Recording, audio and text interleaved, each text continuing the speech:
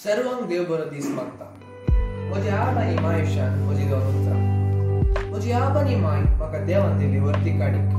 तांणी ल्हानतावन येदोळपर्यंत म्हजो मोग केला। जेजूचो आनी मायेचो मोगाचो भुरगो जावन देव विरांतीन वाडोवंक ती म्हाका आदर जावन आसात। म्हज्या आबान आनी व्हडली मायन म्हाका सांता क्रुसाचे कुरूक काण मागणें करूंक आनी देवाचें उतर वाचूंक शिकयलें।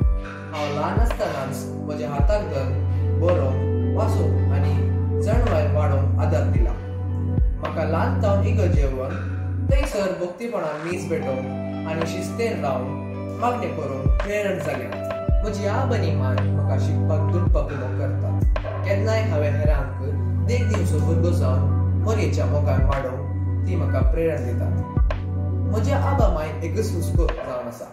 म्हज्या पिरायेच्या शिकपा उपरांत वैद्यकीय शिकप जोड दुबळ्या दट्ट्यांची सेवा करचें म्हूण तांची आशा आनी हांव ती सफळ करतलों। म्हाका इतल्या बऱ्या आबा मायक दिल्ल्या देवाक हांव वर्गां दितां आनी ताका केन्नाच विसरचो ना।